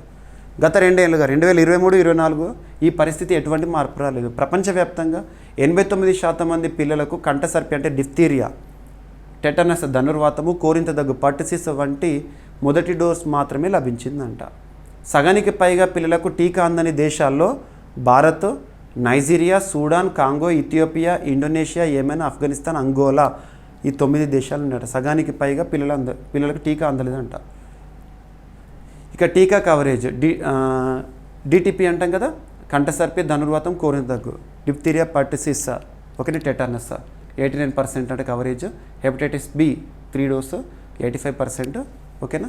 ప్రపంచవ్యాప్తంగా టీకా పరిస్థితి గత ఏడాది దాదాపు 60 దేశాల్లో తట్టు అంటే మిజిల్స్ తీవ్రంగా ప్రబలిందంట. ఇక ఐరోపా దేశాల్లో 1.25 lakh తట్టు కేసులు అంటే మిజిల్స్ కేసులు. అమెరికా గత 3 దశాబ్దాలు ఎన్నడూ లేనంత విధంగా మిజిల్స్ విస్తరిస్తుంది, అవుట్ బ్రేక్. మరి ఎందుకు అంటే గ్యావి కొంత ఇన్యాక్టివ్గా అవ్వడము అండ్ WHO అమెరికా నిధులను సరఫరా చేయడం అనేది ఆపడము ఇవన్నీ. సో అమెరికా వంటి సంపన్న దేశాలు WHO, యూనిసెఫ్కు ఆర్థిక సహకారాన్ని తగ్గించడం టీకా కార్యక్రమాలపై తీవ్ర ప్రభావాన్ని చూపుతుందంట. రైట్. సో WHO చీఫ్ ప్రస్తుతం టెడ్రోస్ అదనము చెప్తున్నారు. భారత టీకా లేదంటే యూనివర్సల్ ఇమ్యునైజేషన్ ప్రోగ్రామ్ భారత ప్రభుత్వము పిల్లలకు అప్పుడే పుట్టిన నవజాత శిశువుల నుండి చిన్నపిల్లలు ఎవరైతే చిల్డ్రన్స్కి టీకాను అందించే కార్యక్రమం ఉచితంగా 1985లో ప్రారంభించింది. ప్రస్తుతం ఏ టీకాలు ఇస్తున్నారు ఉచితంగా ప్రభుత్వం ఇస్తుందంటే so TB, BCG, polio, diphtheria, pertussis, tetanus DPT and hepatitis B, తట్టు, మీజిల్స్, రోటావైరస్, పెంటావాలెంట్ ఏమేమి ఉంటాయంటే DPT, hepatitis B and HIV. So pneumococcal, Japanese encephalitis ఇటువంటివి అన్నీ ఉంటాయి. ఓకేనా. సో మీకు వ్యాక్సిన్ షెడ్యూల్ గురించి వాటి గురించి అడుగుతారు, ఏమేమి టీకాలు ఇస్తారని చెప్పేసి గ్రూప్ 1 మెయిన్స్లో కూడా క్వశ్చన్ అడుగుతారు. ఇక టెక్నాలజీ విషయానికి వస్తే చైనా కొత్త హై స్పీడ్ రైలుని ఇటీవల ట్రయల్ చేసింది మ్యాగ్నెటిక్ లెవిటేషన్ ఆధారంగా.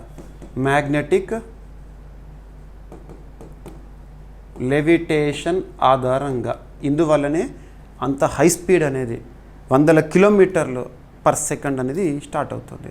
ఇక్కడ అబ్జర్వ్ చేస్తే మ్యాగ్నెటిక్ లెవిటేషన్ యొక్క ప్రత్యేకత ఏంటంటే కామన్గా సర్వసాధారణంగా ట్రైన్స్ అనేవి రైల్వే ట్రాక్ పైన నడుస్తూ ఉంటాయి. రైల్వే ట్రాక్ పైన ఈ మ్యాగ్నెటిక్ లెవిటేషన్ అంటే ఒక అయస్కాంత క్షేత్రం అనేది తయారవుతుంది.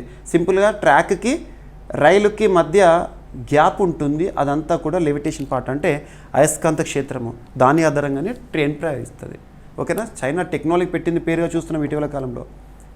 చైనా ఇటీవల అత్యంత అధునాతనమైన high speed maglev train magnetic levitation ట్రైన్ను ఆవిష్కరించింది. గంటకు 600 కిలోమీటర్ల వేగంతో ప్రయాణించగలుగుతుందంట. ఒక గంటలో 600 కిలోమీటర్లు అంటే అర్థం చేసుకోండి. ఈ వేగంతో బీజింగ్, షాంఘై మధ్య 1200 కిలోమీటర్ల దూరాన్ని కేవలం 2.5 అంటే 2.5 అవర్స్లోనే చేరుకుంటాము. విమానాల కన్నా వేగవంతమైన ప్రయాణాన్ని అందిస్తుంది ఇది. ఇక మ్యాగ్నెవ్ ట్రైన్ అంటే ఏంటంటే మ్యాగ్లెవ్ అంటే మ్యాగ్నెటిక్ లెవిటేషన్. ఓకేనా. ఇది చక్రాలు లేని రైలు 2 అయస్కాంత క్షేత్రాల మధ్య ప్రతికర్షణ లేదా వికర్షణ లేదా పట్టాలపై తేలుతూ ప్రయాణిస్తుంది. ఫ్రిక్షన్ లేకపోవడంతో అధిక వేగంతో సున్నితంగా ప్రయాణించగలుగుతుంది ఇది. ఇక మ్యాగ్లెవ్ ట్రైన్ ఆవిష్కరణ అభివృద్ధి రాబర్ట్ గాడార్డ్, ఎమిల్ బ్యాచిలెట్ 90sలోనే ఆలోచన చేశారు వాళ్ళు. ఓకేనా. మొదటి వాణిజ్య ప్రయోగం యూకేలో 1984లో. ఇక మ్యాగ్లెవ్ ట్రైన్ ఎలా పనిచేస్తుంది? పట్టాలపై చక్రాలు లేకుండా తేలడానికి 2 అయస్కాంత బలాలు ఉపయోగిస్తారు. రైట్, సరిపోతుంది. సో ఇదంతా ప్రొసీజర్ అంతా కూడా మనకి ఎగ్జామినేషన్ అడగరు. మీకు మ్యాటర్ మాత్రం నేను పీడిఎఫ్లో కూడా ఇస్తున్నాను మ్యాటర్. ఎందుకంటే చూడండి, కొంత సమాచారము మనకు ఎంత సమాచారం తెలిస్తే అంత మంచి ఏమంటారు ప్లెజర్ అనేది ఉంటుంది. సో పోటీ పరీక్షల కోణంలో ఎంతవరకు అయితే ఇంపార్టెంట్ అంతవరకు ఇస్తున్నాను. కొన్ని టాపిక్స్ ఏంటంటే మరింత సమాచారం నేర్చుకోవాలి, ఎందుకంటే మనకు లైఫ్లో చాలా విషయాలు తెలుసుకునేవి ఉంటాయి. అందుకు నా వంతుగా కూడా పోటీ పరీక్షల కోణంలో అడిషన్ ఇస్తూ చేస్తున్నాను. రైట్. సో ప్రపంచంలో మొదటి వాణిజ్య మ్యాగ్లెవ్ సర్వీస్ అనేది యూకేలో ప్రారంభమైంది 1984లో. ప్రస్తుతం వేగంలో ప్రపంచంలో అత్యంత వేగవంతమైన మ్యాగ్లెవ్ ట్రైన్ షాంఘై మ్యాగ్లెవ్. ప్రపంచంలో అత్యంత వేగవంతమైన పరీక్షారాన్ని ట్రయల్ జపాన్ చేస్తోంది. గంటకు 603 కిలోమీటర్లు 2015లోనే చేసింది. ఓకేనా. ఇక భారతదేశం 2020లో మిషన్ రఫ్తార్ కింద మ్యాగ్లెవ్ సాంకేతికత పరిశీలన ఉంది. మ్యాగ్లెవ్ సాంకేతికత భారతదేశానికి సంబంధించి ఏ మిషన్ అంటే మిషన్ రఫ్తార్. గుర్తుంచుకోండి, ఇటువంటి పాయింట్స్ మీకు ఎక్కడ దొరుకుతాయి, పేపర్లో ఇవ్వడు కదా. సో ఇవన్నీ కూడా మీకు అడిషన్గా ఇస్తున్నాను. ప్రస్తుతం ముంబై పూణే మధ్య హైపర్ లూప్ సిమిలర్ టెక్నాలజీని పరిశీలిస్తున్నారు. Hyper loop is different, maglev is different. ఇక ప్రపంచంలోనే అతి తేలికైన మైండ్ కంట్రోలర్. సో ముఖ్యంగా ఈ బీస్ ఉంటాయి కదా, హనీ బీస్ ఉంటాయి కదా, వాటికి సంబంధించి వాటి మెదడుని కూడా అబ్జర్వ్ చేయడం, పరిశీలించడం, పరిశోధించడంలో భాగంగా. సో చాలా చిన్న సైజులో పరికరము. ప్రపంచంలో అతి తేలికైన మైండ్ కంట్రోలరు సైబోర్గ్ బి.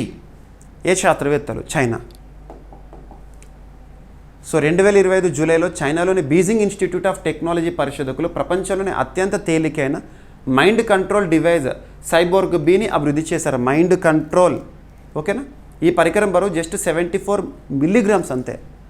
ఇది తేనెటీగల కదలికను నియంత్రించేందుకు ఉపయోగపడుతుంది.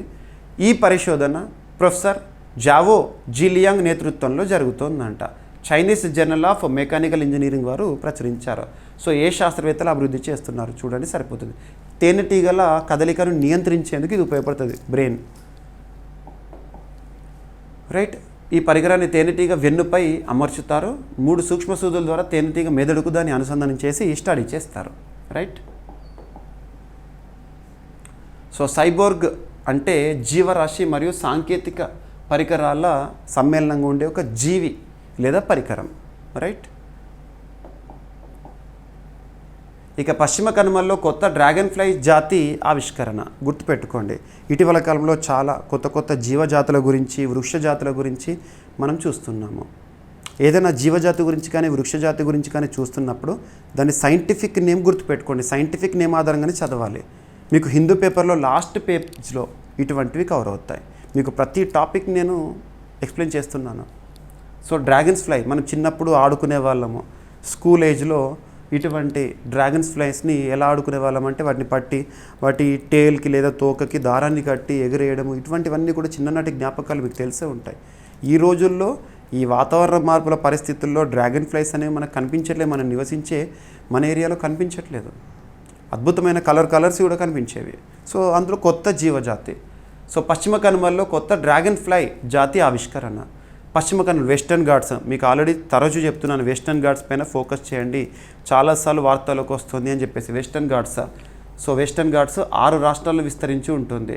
గుజరాత్, మహారాష్ట్ర, గోవా, కర్ణాటక, కేరళ, తమిళనాడు వరకు వెస్టర్న్ ఘాట్స్ ఉంటాయి. ఓకేనా. ఇక్కడ అబ్జర్వ్ చేస్తే పశ్చిమ కనుమల్లో తాజాగా కొత్త డ్రాగన్ ఫ్లై జాతిని పరిశోధకులు కనుగొన్నారు. ఇది ఇంతకు ముందున్న లైరోథెమిస్ ఫ్లావా జాతితో సారూప్యతలు కలిగి ఉన్నాయి, కానీ కొత్త జాతి. సో లైరోథెమిస్ అబ్రహామి అనే పేరు పెట్టారు. అబ్రహామి ఒక వ్యక్తి పేరు. కనుగొన్న ప్రాంతం వెస్టర్న్ ఘాట్స్. సో పరిశోధన చేసిన సంస్థ, వీటిని కనుగొన్న సంస్థ ఏంటంటే Travancore nature history society and ఇతర శాస్త్రవేత్తలు. ఓకేనా. సో అబ్రహామి ఎవరు చూడండి. సో కేరళకు చెందిన ప్రముఖ ఒడోనాటాలజిస్ట్ అంటే తూనిగలపై అధ్యయనం చేసే శాస్త్రవేత్తను ఒడోనాటాలజిస్ట్ అంటాం. ఒడోనాటాలజిస్ట్. సో తన పేరేంది? Abraham Samuel. తన పేరుని దీనికి పెట్టారు. ఓకేనా, తన జ్ఞాపకార్థం. ఇక యునెస్కో ప్రపంచ వారసత్వ ప్రదేశంగా గుర్తింపు పొందింది 2012లోనే. యునెస్కో పైన మనకి western Ghats. So western Ghats పైన మాధవ్ గాడ్గిల్ కమిటీ, కస్తూరి రంగన్ కమిటీ వేయడం జరిగిందని ఇవన్నీ తరచు మీకు చెప్తున్నాను. భారతదేశంలో అత్యధిక జీవవైవిధ్యం కలిగిన ప్రాంతాల్లో మనకి వెస్టర్న్ ఘాట్స్ ఒకటి. సో డ్రాగన్ ఫ్లైస్ ఒడోనాటా క్రమానికి చెందిన కీటకాలు. ఇక ఒక యాప్, మనం ఇప్పుడు వర్షాకాలము, పిడుగుపాట్లు, లైట్నింగ్, థండర్ స్టార్మ్స్ అని చూస్తూ ఉంటాం కదా. దీని అలర్ట్కి సంబంధించిన ఒక యాప్ ఈరోజు వార్తాపత్రికల్లో అవేర్నెస్ కోసం ఇచ్చారు. కొత్తదేం కాదు. సో పిడుగుపాటు హెచ్చరికల కోసం దామిని యాప్ అనేది రీసెంట్గా వార్తల్లోకి వచ్చింది. Damini lightning alert app. So భారత ప్రభుత్వము మినిస్ట్రీ ఆఫ్ ఎర్త్ సైన్సెస్ వారు దీన్ని తీసుకురావడం జరిగింది. దామిని, ఇటీవల వార్తలు ఇచ్చిన దామిని యాప్ దేని గురించి అలర్ట్ ఇవ్వడానికి అంటే లైటనింగ్ అలర్ట్ అంటే పిడుగుల గురించి అవేర్నెస్ క్రియేట్ చేయడము. సో పిడుగుపాటు ప్రమాదాన్ని ముందుగానే హెచ్చరించేందుకు దామిని అనే ఒక యాప్ కేంద్ర earth sciences ministry of earth sciences వారు అభివృద్ధి చేశారు. 25 నిమిషాల ముందుగానే పిడుగుపాటు హెచ్చరికలు జారీ చేస్తుంది. ఇది మనం నివసించే ప్రదేశంలో పిడుగుపడే అవకాశాన్ని ముందుగానే తెలియజేస్తుందంట. ఓకేనా, తీవ్రతను కూడా తెలియజేస్తుంది. పిడుగు అంటే పౌరాణిక నమ్మకంలో దామిని అనే పేరుతో ప్రసిద్ధి చెందింది. అందుకే ఈ యాప్ పేరు అలా పెట్టారు. పిడుగుపాటు ఉష్ణోగ్రత సాధారణంగా 27,700 డిగ్రీస్, పిడుగు పడిందంటే మాడిపోవడమే, దాదాపు 50,000 ఫారెన్హీట్ దాకా ఉంటుంది. ఇది సూర్యుని ఉపరితల ఉష్ణోగ్రత కన్నా దాదాపు 5 రెట్లు అధికము. భారతదేశంలో ప్రతి ఏడాది పిడుగుపాటుకు దాదాపు 2,500 మంది మృతి చెందుతున్నారు. సో భారతీయ రాష్ట్రమైన జార్ఖండ్, ఒడిషా, ఛత్తీస్గఢ్, తెలంగాణ, ఆంధ్రప్రదేశ్ రాష్ట్రాల్లో పిడుగుపాటు ప్రమాదాలు ఎక్కువగా కనబడుతూ ఉంటాయి. అత్యధికంగా పిడుగుపాటు జరిగే కాలము జూన్ టు సెప్టెంబర్, నైరుతి ఋతుపవన కాలము. మరి ఇప్పటికే వాతావరణ అలర్ట్స్ కోసము, వాతావరణ సమాచారం కోసం భారత ప్రభుత్వం ప్రవేశపెట్టిన కొన్ని యాప్స్ ఇలాంటివి ఏమేమి ఉన్నాయంటే ఉమాంగ్ యాప్ వాతావరణానికి సంబంధించింది, మౌసమ్ యాప్ వాతావరణానికి సంబంధించింది. చూడండి. ఇక నెక్స్ట్ ఒక వివాదాస్పదం కూడా అయింది. ప్రోటోకాల్ పాటించలేడు నితిన్ గడ్కరీ అని చెప్పేసి కర్ణాటక రాష్ట్ర ముఖ్యమంత్రి సిద్ధరామయ్య గారు వ్యాఖ్యానిస్తున్నారు. ప్రోటోకాల్ తను రాష్ట్రానికి వచ్చి ఒక బ్రిడ్జ్ని ఆవిష్కరణ చేశారు, రాష్ట్ర ప్రభుత్వ సమాచారం ఇవ్వలేదు అని చెప్పేసి చెప్పారు. పక్కన పెట్టేస్తే ఆ వివాదాలన్నీ మనకి ఎగ్జామినేషన్లో అవసరం లేదు. ఇక్కడ చూస్తే దేశంలో 2వ అతిపెద్ద కేబుల్ వంతెన, దేశంలో 2వ అతిపెద్ద కేబుల్ వంతెన నిన్నటి రోజున ఇనాగ్రేషన్తో వార్తల్లోకి వచ్చింది. Ministry of highways roadways concerned మినిస్టర్గా ఉన్న నితిన్ గడ్కరీ గారు ప్రారంభించడం జరిగింది. సో ప్రత్యేకత ఏంటో చూడండి. ప్రారంభించిన వారు నితిన్ గడ్కరీ గారు ఎక్కడ? కర్ణాటక రాష్ట్రంలో శివమొగ్గ జిల్లా సిగందూరు సమీపంలో శరావతి నది బ్యాక్ వాటర్స్ పైన ఈ కేబుల్ వంతెన. సో దాదాపు 2.14 కిలోమీటర్స్ పొడవు అండ్ నెక్స్ట్ వచ్చేసేసి వెడల్పు వచ్చేసి 16 మీటర్స్, దాదాపు 473 కోట్ల రూపాయలకు పైగా ఖర్చుతో దీన్ని నిర్మించారు. దేశంలో 2వ అతిపెద్ద కేబుల్ ఆధారిత వంతెన, కర్ణాటకలో అతిపెద్ద కేబుల్ వంతెన ఇది. ఓకేనా.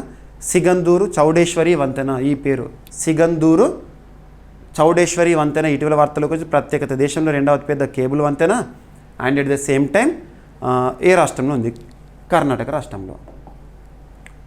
సో మరి దేశంలో అతిపెద్ద కేబుల్ వంతెన ఏది? అది చూడాలి. 2వ అతిపెద్దది అంటే ఫస్ట్ చూడాలి కదా. అది Bandra Worli sea link, Bandra Worli sea link పొడవు 5.6 కిలోమీటర్స్ 2009లోనే ప్రారంభమైంది. శరావతి నది పశ్చిమ కనుమల్లో జన్మిస్తుంది, ఎందుకంటే కర్ణాటక రాష్ట్రం వెస్టర్న్ ఘాట్స్కి. సో జోగ్ జలపాతం ప్రపంచంలో అత్యంత ఎత్తైన జలపాతం జాగ్ వాటర్ ఫాల్ అంటాము. ఓకేనా, జర్సప్పా ఫాల్స్ అని కూడా అంటాము. రైట్. ఇక ఇజ్రాయెల్ కమ్యూనికేషన్ ఉపగ్రహం ఒకటి ప్రయోగంతో వార్తల్లోకి వచ్చింది. ఫాల్కన్ 9 రాకెట్ ద్వారా. ఫాల్కన్ 9 సో లాంచింగ్ వెహికల్ పేరు ఫాల్కన్ 9. ఆ రాకెట్ ఏమో స్పేస్ ఎక్స్ సంబంధించింది ఫాల్కన్ 9. మరి పంపిన ఉపగ్రహం ఏమో డ్రోర్ 1 ఉపగ్రహము. ఇది ఏ దేశానికి సంబంధించింది అంటే ఇజ్రాయెల్, అది కమ్యూనికేషన్ సంబంధించి. సో 2025 జూలైలో ఇజ్రాయెల్ తన కొత్త జియో స్టేషనరీ కమ్యూనికేషన్ ఉపగ్రహం డ్రోర్ 1ను అంతరిక్షంలోకి విజయవంతంగా పంపింది.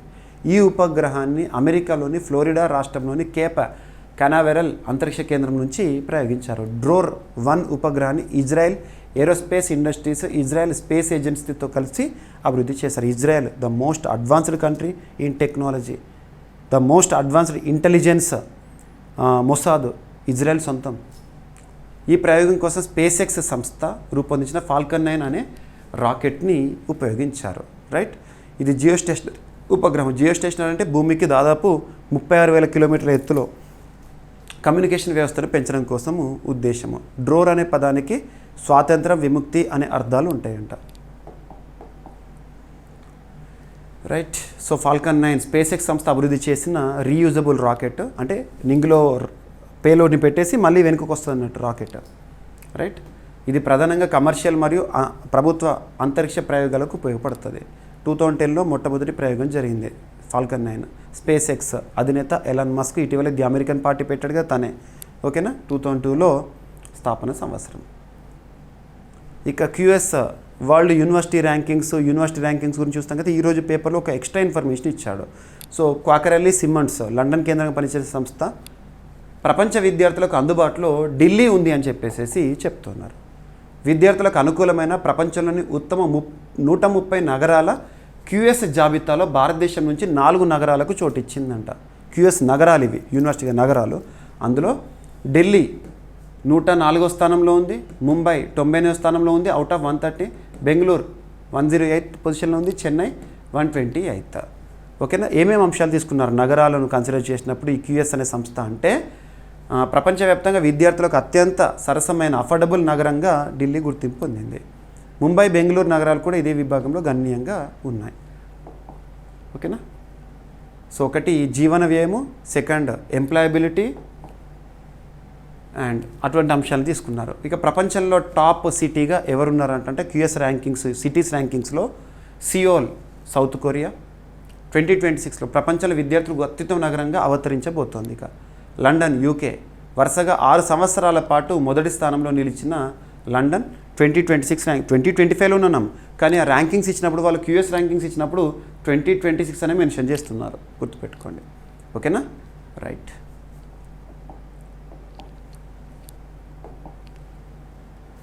ఇక ఈరోజు జూలై 16th ఏమైనా ప్రత్యేకత ఉందంటే భారత ప్రభుత్వం కూడా నిర్వహిస్తోంది. ఒక ఇంపార్టెన్స్ ఉన్న డేగా ఏఐ అప్రిసియేషన్ డేగా జరుపుకుంటున్నాం మనం ఈరోజు.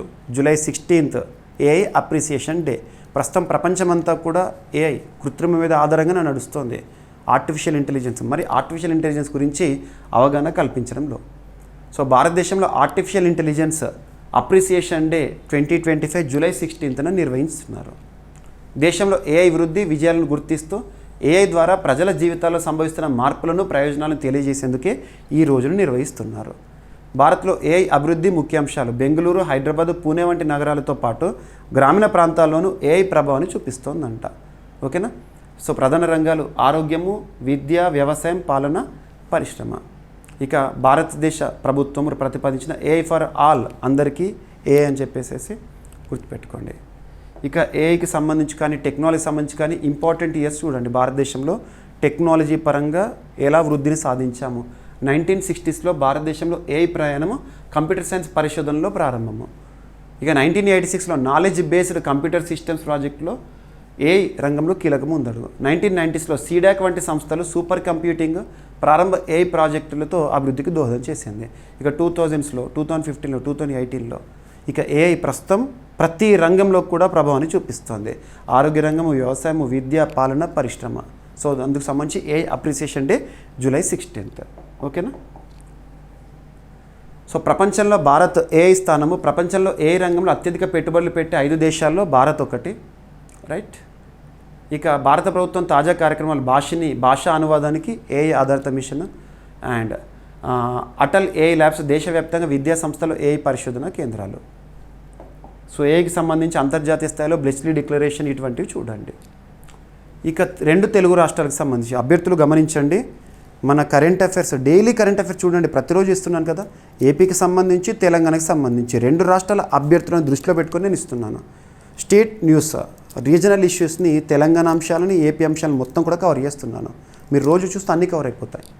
సో కృష్ణా ట్రైబ్యునల్ గడువుని పొడిగించడం జరిగింది. ఇక్కడ ట్రిబ్యునల్కి సంబంధించి దేశంలోనే అత్యున్నత చట్టమైన రాజ్యాంగంలో ఆర్టికల్ 262 ట్రిబ్యునల్స్ ఏర్పాటు గురించి తెలుపుతుంది. ట్రిబ్యునల్స్ని ఎవరు ఏర్పాటు చేస్తారు? కేంద్ర ప్రభుత్వం అంటే రాష్ట్రపతి గారు ఏర్పాటు చేస్తారు. ఉదాహరణకు ఒక నది 2 లేదా అంతకంటే ఎక్కువ రాష్ట్రాల్లో ప్రవహిస్తుంది అనుకోండి, ఖచ్చితంగా సమస్యలు అనేవి సర్వసాధారణం. ఆ సమస్యలను పరిష్కరించేందుకు 1956లో అంతర్రాష్ట్ర నదీ జలాల వివాద పరిష్కార చట్టం 1956 చట్టం వచ్చింది. ఇవన్నీ కూడా link. So Krishna Brijesh Kumar tribunal అని చెప్పేసి మనం పుస్తకాలు నేర్చుకుంటున్నాం కదా. సో కృష్ణా ట్రిబ్యునల్ గడువు అనేది పొడిగించిందంట కేంద్ర ప్రభుత్వం. సో 2 రాష్ట్రాలకు సంబంధించి ఇంపార్టెంట్. అండ్ మహారాష్ట్ర కూడా మహాబలేశ్వరంలో జన్మిస్తుంది కృష్ణా నది. సో కృష్ణా ట్రిబ్యునల్ 2 గడువు మరో ఏడాది పొడిగిస్తూ కేంద్ర జలశక్తి శాఖ నిర్ణయం తీసుకుంది, minister of Jal Shakti. So 2026 July 31 వరకు. ప్రస్తుత గడువు ఏంటంటే ఆగస్టు 1తో ముగియబోతుంది కాబట్టి నెక్స్ట్ ఇయర్ జూలై 31 వరకు ఇచ్చారు. ఓకేనా. మరి కృష్ణా ట్రిబ్యునల్ 2 విశేషాలు. Justice Brijesh Kumar tribunal. So ఏర్పాటు 2004 April 2, right. So Maharashtra, Karnataka, Andhra Pradesh మధ్య కృష్ణా నదీ జలాల పంపిణీ వివాదాన్ని పరిష్కరించడం కోసమే ఉద్దేశించింది. సో 2014లో ఆంధ్రప్రదేశ్ రాష్ట్ర విభజన అనంతరం ఆంధ్రప్రదేశ్, తెలంగాణ మధ్య జల పంపిణీ వివాద పరిష్కారం ట్రిబ్యునల్ పాత్ర మరింత ప్రాధాన్యత సంతరించుకుంది. క్లియర్, ఓకేనా. అండ్ ఇక్కడ అబ్జర్వ్ చేస్తే ఇప్పుడు ఇంకా బనకచెర్ల వివాదం అనేది మళ్ళీ ఈరోజు కూడా వార్తల్లో చూస్తున్నారు మీరు. ఈరోజు టీవీ ఛానల్స్లో చూస్తున్నారు. బనకచెర్ల ప్రాజెక్టుని ఎట్టి పరిస్థితుల్లో సాధిస్తామని ఆంధ్రప్రదేశ్, ఎట్టి పరిస్థితుల్లో అడ్డుకుంటామని చెప్పేసి తెలంగాణ. ఈ వివాదం కూడా మీకు లాస్ట్ ఒక 10-15 డేస్ బ్యాకే డైలీ కరెంట్ అఫైర్స్లో బనకచెర్ల ప్రాజెక్టు ఎక్కడ, నంద్యాల, కర్నూలు ఈ ప్రాంతాలన్నీ కూడా మీకు చెప్పాను, రైట్. సో ఆర్టికల్ 262 భారత రాజ్యాంగంలోని అధికరణ అంతర్రాష్ట్ర నదీ జలాల వివాద పరిష్కారానికి కేంద్రానికి అధికారాలు ఇస్తుంది. అంతర్రాష్ట్ర జల వివాద చట్టం 1956. దీని ఆధారంగానే గోదావరి నదిపైన బచావతి ట్రిబ్యునల్, కృష్ణా నదిపైన బ్రిజేష్ కుమార్ ట్రిబ్యునల్ ఇవన్నీ కూడా. సో కృష్ణా నది మహారాష్ట్రలోని మహాబలేశ్వర్ వద్ద జన్మిస్తుంది. సుమారు 1400 కిలోమీటర్లు ప్రయాణిస్తుంది. తుంగభద్ర, భీమా, ఘటప్రభ, మలప్రభ, దూద్గంగా, వేదావతి అండ్ ముంజేరు, పాలేరు, కొయ్యేరు అనేవి కృష్ణానది యొక్క ఉపనదులు. భారత్లో 4వ అతిపెద్ద నది. ఇక దక్షిణ భారతంలో 2వ అతిపెద్దది గోదావరి తర్వాత. ఇక రాష్ట్రీయ అంశాల్లో తెలంగాణకు సంబంధించి తెలంగాణలో దేశంలోనే తొలి ఆయిల్ ఫామ్ సీడ్ గార్డెన్ని ఏర్పాటు చేయడం గురించి మంత్రి తుమ్మల గారు చెప్పడం జరిగింది. సో ఆయిల్ ఫామ్ ప్రస్తుతము చాలామంది రైతులు ఆయిల్ ఫామ్ పైన డిపెండ్ అవుతున్నారు. దేశంలోనే తొలి ఆయిల్ పామ్ సీడ్ గార్డెన్ తెలంగాణలో ఏర్పాటు చేస్తారంట. ఉద్దేశం ఏంటంటే ఇంపోర్ట్స్ని తగ్గించుకోవాలి. ఆయిల్ పామ్ సంబంధించి స్థానికంగానే నాణ్యమైన హైబ్రిడ్ విత్తనాలని పెంచాలి. సో నాణ్యమైన ఆయిల్ పామ్ విత్తనాల ఉత్పత్తి, విదేశాల నుంచి దిగుమతిని తగ్గించాలి. స్థానికంగా హైబ్రిడ్ విత్తనాలను అభివృద్ధి చేయాలి. ఆయిల్ ఫామ్ విత్తనాలు ఇండోనేషియా, మలేషియా వంటి దేశాల నుంచి దిగుమతి చేసుకుంటున్నాం, అవి తగ్గించాలి. రైతులకు సరసమైన ధరల్లోనే సీడ్స్ని అందించడము, ఓకేనా. తెలంగాణ రాష్ట్ర వ్యవసాయ శాఖ మంత్రి తుమ్మల నాగేశ్వరరావు గారు ఈ స్టేట్మెంట్ ఇచ్చారు. తెలంగాణలోనే ఏర్పాటు దేశంలో తొలిసారని. So ICAR, Indian institute of oil palm research సహకారంతో ఈ గార్డెన్ని తెలంగాణలో ఏర్పాటు చేస్తారంట, ఓకేనా. ఆయిల్ ఫామ్, సో శాస్త్రీయ నామం ఎలైస్ గ్వినినిస్, ఓకేనా. ఆఫ్రికా ఖండంలో ఫస్ట్ ఆయిల్ ఫామ్ డెవలప్మెంట్ అనేది, ఓకేనా. భారతదేశంలో ఐకార్ వ్యవసాయ రంగానికి సంబంధించి అత్యున్నత సంస్థ Indian council of agricultural research, right. So APADCL సింపుల్గా చెప్పాలంటే ఆంధ్రప్రదేశ్ ఎయిర్పోర్ట్ డెవలప్మెంట్ కార్పొరేషన్ లిమిటెడ్కి 1000 కోట్ల రూపాయల రుణానికి అనుమతినిచ్చింది హడ్కో. సో ఇక్కడ చూస్తే ఆంధ్రప్రదేశ్లో కొత్తగా ప్రతిపాదించిన విమానాశ్రయాలకు భూముల సేకరణ కోసం ఉద్దేశము, అత్యవసర బకాయిల చెల్లింపుల కోసము ఉద్దేశించబడింది. మరి రుణం ఎవరు మంజూరు చేశారంటే హడ్కో, housing and urban development corporation, New Delhi కేంద్రం పనిచేసిన సంస్థ. ఆంధ్రప్రదేశ్ సంబంధించిన సంస్థకి 1000 కోట్ల రుణానికి అనుమతిని ఇచ్చింది, ఓకేనా. 1000 కోట్లు ఈ రుణానికి రాష్ట్ర ప్రభుత్వం హామీ ఇవ్వనుందంట, రైట్. సో ప్రాంతీయ విమానాశ్రయాల అభివృద్ధి, భారత ప్రభుత్వం ఉడే దేశ్ కా ఆమ్ నాగరిక్లో భాగంగా ప్రాంతీయ విమానాలను ఏర్పాటు చేస్తుంది. రీజనల్ కనెక్టివిటీని పెంచడానికి. అందులో ఆంధ్రప్రదేశ్లో భోగాపురం కానివ్వండి ఇటువంటి ఎయిర్పోర్ట్స్, ఓకేనా. కుప్పం, దగదర్తి, శ్రీకాకుళం, అమరావతి ఇటువంటివి ఇంపార్టెంట్, రైట్. హడ్కో, housing and urban development corporation limited 1970లో ఏర్పడింది. న్యూఢిల్లీ కేంద్రం పనిచేస్తుంది. ఇక వార్తలు నిలిచిన వ్యక్తి యుక్రెయిన్ ప్రధానమంత్రి రాజీనామా చేస్తూ వార్తల్లోకి వచ్చారు. సో ఆ దేశంలో రీఫార్మ్స్లో భాగంగా అంటున్నారు. సో ఆ రాజీనామా చేసిన వారు ఎవరు అని ఎగ్జామినేషన్లో అడగవచ్చు. అండ్ ఇక తాత్కాలిక ప్రధానిగా ప్రస్తుతం ఉన్న ఉప ప్రధాని యూలియా గారు బాధ్యతలను స్వీకరిస్తారంట. సో యుక్రెయిన్ ప్రధానమంత్రిగా ఉన్న డెనిస్ షమిహాల్ తన పదవికి రాజీనామా చేశారు. అధ్యక్షుడు వ్లాదిమిర్ జెలెన్స్కీ ప్రభుత్వం నిర్వహిస్తున్న భారీ పునర్వ్యవస్థీకరణలో భాగంగా ఈ రాజీనామా జరిగిందంట, ఓకేనా. గుర్తుపెట్టుకోండి. ఇక యుక్రెయిన్ అధ్యక్షుడు జెలెన్స్కీ ఉన్నారు. యుక్రెయిన్ రాజధాని కీవ్ అండ్ కరెన్సీ యుక్రెయిన్ హ్రివ్నియా.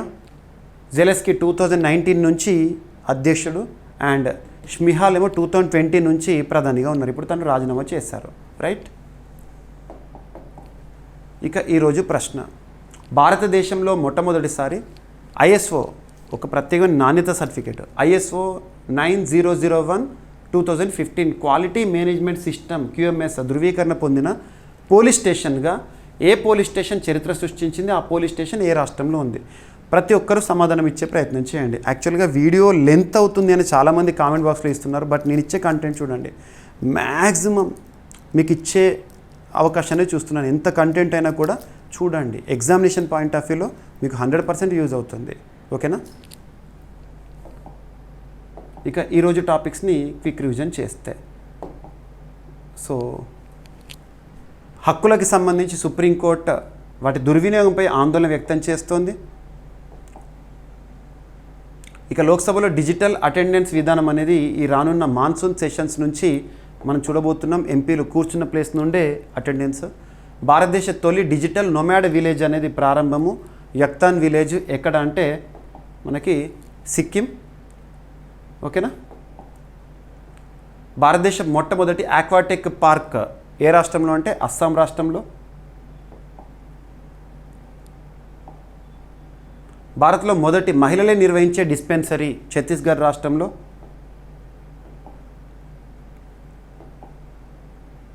ఇక సియెరా లియోన్ ప్రపంచ వారసత్వ ప్రదేశము ఇటీవల వార్తల్లోకి వచ్చింది, గుర్తింపు పొందుతూ. సియెరా లియోన్లో మొట్టమొదటి వారసత్వ ప్రదేశము. అండ్ ఫెరోమోన్ ఆధారితంగా మిడతల నియంత్రణపై పరిశోధనలు జరుగుతున్నాయి. లోకస్ట్. అండ్ అమెరికా నుంచి భారత్కు మరో GE404 ఇంజన్ దిగుమతి అనే అంశము. భారత్ జపాన్ కోస్ట్ గార్డ్ సంయుక్త నౌకాదళ విన్యాసము జామాత ఇటీవల ఎక్కడ జరిగింది, ఏ కోస్ట్ వద్ద అని అడుగుతారు. తమిళనాడు రాష్ట్రంలో చెన్నై కోస్ట్ వద్ద. భారత్లో సగానికి పైగా పిల్లలకు అందలేదంట టీకాలు, WHO యునిసెఫ్ నివేదిక.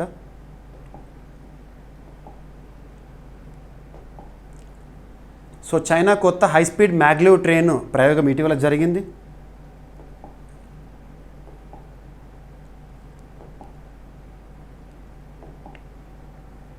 ప్రపంచంలోనే అతి తేలికైన mind controller cyborg bee China పరిశోధకులు చేస్తున్న పరిశోధన.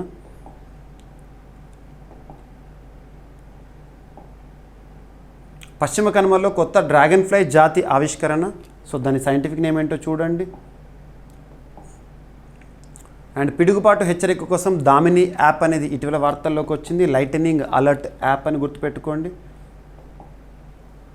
దేశంలోనే రెండో అతిపెద్ద కేబుల్ వంతెన కర్ణాటక రాష్ట్రంలో ప్రారంభమైంది నిన్నటి రోజున కేంద్ర మంత్రి నితిన్ గడ్కరీ గారి చేతుల మీదుగా. ఇజ్రాయెల్ కమ్యూనికేషన్ ఉపగ్రహం డ్రోర్-1 విజయవంతంగా ప్రయోగము ఫాల్కన్ 9 రాకెట్ ద్వారా. ప్రపంచ విద్యార్థులకు అందుబాటులో ఢిల్లీ ఉంది. మరి భారతదేశంలో 4 నగరాలు ఏంటి? So QS cities rankings. భారత్లో AI appreciation day July 16th. AI యొక్క ప్రత్యేకత ఇవన్నీ చూసాము. కృష్ణా ట్రిబ్యునల్ గడువు మరొకసారి పొడిగింపు. కేంద్ర జలశక్తి శాఖ అధికారికంగా విడుదల చేసిన అంశము. తెలంగాణలో దేశంలోని తొలి ఆయిల్ పామ్ సీడ్ గార్డెన్ ఏర్పాటు అనే అంశము. So Andhra Pradesh airport development corporation లిమిటెడ్కి 1000 కోట్ల రుణము హడ్కో నుండి. అండ్ యుక్రెయిన్ ప్రధాని రాజీనామా చేస్తూ వార్తల్లోకి వచ్చారు దేశ పునర్వ్యవస్థీకరణలో భాగంగా. అండ్ ఈరోజు ప్రశ్న, భారతదేశంలో మొదటిసారిగా ISO 9001:2015 క్వాలిటీ మేనేజ్మెంట్ సిస్టమ్ ధృవీకరణ పొందిన పోలీస్ స్టేషన్గా ఏ పోలీస్ స్టేషన్ చరిత్ర సృష్టించింది, అది ఏ రాష్ట్రంలో ఉంది? సో ప్రతి ఒక్కరూ సమాధానాన్ని ఇవ్వండి. వీడియో పట్ల మీ ఫీడ్బ్యాక్ ఇవ్వండి. వీడియో నచ్చితే లైక్ చేయండి, మీ ఫ్రెండ్స్ అందరికీ షేర్ చేయండి. ఏమైనా మిస్లేనియస్ టాపిక్స్ ఉన్నాయనుకోండి రేపటి క్లాస్లో జోడించి మళ్ళీ డిస్కస్ చేద్దాం. రేపు కలుద్దాం. Thank you.